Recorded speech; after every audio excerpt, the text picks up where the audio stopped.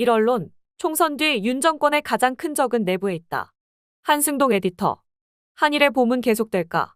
윤 대통령 가장 큰 적은 내부에 있다. 10일에 한국 총선거에서 집권당인 국민의힘이 과반 의석 탈환에 실패하면서 대패했다. 임기 3년을 남겨둔 윤석열 대통령에 대한 역풍이 여당 내에서도 강해지고 있는 가운데 한일의 봄은 계속될 수 있을까? 니혼 게이자이 신문의 미네기시 히로시 논설위원 겸 편집위원은 12일에 분석기사에서 이념 지향에 완고한 반자파 반공주의자 윤석열 대통령의 친일적 대일 정책은 혁신계인 문재인 전 정권과 대비되는 대립축을 이루면서 여론조사에서 지지율 30%대인 윤 대통령을 지지하는 이유 중에 외교가 수위를 차지하게 만든 요소 가운데 하나라고 지적했다. 그러면서 소수파 여당의 정권 운용에서 대통령이 주도할 수 있는 특권인 외교, 그중에서도 몇 안 되는 외교성과 중에 하나로 간주하는 대일 외교 카드에 윤 대통령이 앞으로 더욱 집착할 가능성이 높다고 봤다. 하지만 과반 의석을 유지하게 된 더불어민주당의 이재명 대표와 약진한 조국혁신당의 조국 전 법무장관이 국정감사 등을 통해 윤 정권 대일 외교의 문제점을 철저히 파헤치려 들 것이라며 이런 상황은 마치 일본과의 위안부 합의에 동조했던 박근혜 씨로부터 문재인 씨로 대통령이 바뀐 직후 상황을 방불케 한다고 미네기시 위원은 썼다. 그러면서 그는 윤 씨가 더 경계해야 할 것은 이런 정적들의 공세보다 정권 내의 장악력이 약화돼 발밑부터 흔들리는 사태라고 했다. 말하자면 윤 씨 제1의 적은 한 집안인 집권 세력 내부에 있다는 얘기다. 그에 따르면 이번 총선에서 당선된 국회의원들의 임기는 4년으로 윤 씨의 남은 임기 약 3년보다 길다. 지금까지는 총선 후보 공천에 큰 영향력을 지닌 대통령에게 반기를 들긴 어려웠으나 이제 그 족쇄가 풀렸다. 윤 대통령을 지켜서 얻을 이익보다 그 부담이 더 크다고 보는 많은 여당 의원들이 대통령 곁을 떠날 것이라는 한국 보수 정치학자의 말을 그는 인용했다. 실제로 총선 뒤 김건희 특검을 요구하는 야당 쪽 주장에 동조하는 발언들이 여당 유력 정치인들한테서 쏟아졌다. 당연히 여당의 시선은 3년 뒤에 차기 대통령 선거로 향할 것이다. 임기 후반에 대통령이 추진하려는 정책을 여당이 홀대하는 것은 역대 정권에서 익히 봐온 광경이다.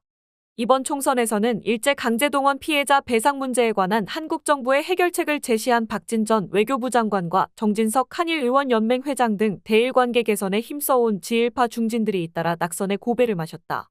그 박진 전 장관이 주창했던 물컵 반잘론, 즉 한국 정부가 먼저 반을 채운 물컵에 나머지 반을 채우는 것이 일본이 해야 할 역할이라는 주장이 이제 한국 내의 야당뿐만 아니라 여당에서도 커질 가능성이 있다. 그 결과 윤 대통령이 대일 정책을 포함해서 대담한 결단을 내리더라도 집권당 내부를 통제할 수 없을 것이라는 비관론이 점점 더 현실감을 띠게 될 것이다. 따라서 윤 대통령의 대일 자세가 흔들림이 없더라도 한일 관계가 무사하리라고 단언할 수 없는 이유가 여기에 있다고 미네기시 위원은 지적했다.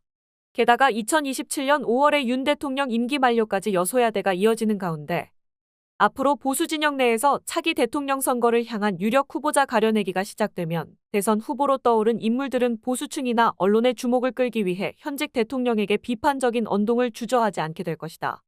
그것은 인기 없는 대통령과 자신들을 차별화하려는 시나리오들의 발걸음을 재촉하게 될 것이다. 이명박 정권 시절의 박근혜 전 대통령이 그 전형이다. 같은 보수 정치가이면서도 박 전 대통령은 주요 정책에서 이 대통령과는 다르다는 것을 내세웠고 이명박 정권 말기인 2012년 총선에서 당을 승리로 이끌며 대선 후보 지위를 굳혔다. 박 전 대통령은 여당 의원들과 보조를 맞췄고 고위 관료나 검찰, 언론 매체 등도 대통령으로부터 서서히 거리를 두기 시작하면서 이 대통령은 고립됐다. 이른바 레임덕화가 내부에서 시작된 것이다.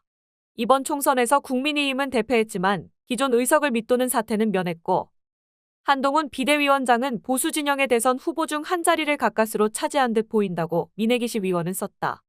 윤 대통령은 아직 임기가 약 3년이나 남아있기 때문에 공권력을 쥔 대통령에게 여당 의원들이 섣불리 대들 순 없을 것이라는 관측도 있다. 이런 상황에서도 윤 대통령이 여야 모두로부터 오만하다고 비판받는 정치 스타일을 바꾸기는 어려울 것으로 보여 여당과의 긴장관계가 지속될 것이라는 관측이 많다. 또 하나의 내부는 윤 대통령이 파트너로 잡은 일본이다.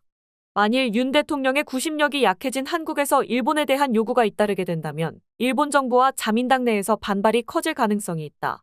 외교 관계자들 사이에서는 자민당 파벌들의 불법 정치 비자금 문제로 최대 파벌인 아베파 간부들이 줄줄이 요직을 떠나는 등의 처분을 받아 아베파 출신의 중견 및 소장 의원들에 대한 통제력이 없어지는 바람에 한일 간의 대립이 표면화할 경우 사태 수습이 어려워질 것이라는 우려도 있다고 미네기시 위원은 지적했다. 지금 한일 정부에게 가장 큰 두통거리는 강제동원 피해자 소송에서 배상 판결을 받아 차압당한 일본가해 기업들 자산의 현금화 문제다. 한국 법원이 집권당이 총선에서 패배한 뒤 이제까지 미뤄온 현금화 절차를 다시 시작할 가능성이 있다고 민혜기시 위원은 본다. 뿐만 아니라 사도 광산 세계유산 등재를 둘러싼 한일 간의 갈등, 중앙 역사교과서의 일제전쟁 범죄 관련 내용의 개항 문제, 2028년에 만료되는 한일 대륙붕협정을 둘러싼 대립 등도 악재가 될 수 있다. 그리고 한일 국교 정상화 60년이 되는 2025년에 맞춘 새로운 한일 공동선언 구상도 역사 문제에 대한 이견으로 양날의 칼이 될 수 있다. 야당도 반의를 먼저 내세우기는 어렵다고 본다. 일본 쪽 언동과 그것에 대한 한국 여론의 반응을 살피다가 그것이 확산되면 거기에 불을 붙일 것인데 그때 여당과 일본 쪽이 냉정하게 대응할 수 있을지가 시금석이 될 것이라고 윤 정권 쪽 요인이 말했다고 민혜기시 위원은 썼다. 이런 시각은 한일 관계를 악화시키는 것은 한국 내의 반일 감정이고 그것을 이용하는 것은 주로 진보좌파 세력이라는 상투적인 일본 내보수 우파 주류 세력의 시각이다. 그들은 문제의 근원이 일본에 있고 전쟁 범죄 사죄와 배상 등을 둘러싼 한일 간의 과거사 논쟁은 한국의 문제가 아니라 일본이 풀어야 할 일본의 문제라는 사실을 외면하고 있다. 어쨌든 윤석열 외교가 실현에 맞닥뜨릴 경우 그 최대의 불씨는 내부에 존재한다는 민혜기시 위원의 지적은 일리가 있어 보인다. 제1 내부의 분열은 이미 시작된 것으로 보인다. 제2 내부는 친일적 집권당의 대패로 끝난 총선 이후의 한국 사회 상황을 주시하며 긴장하고 있다.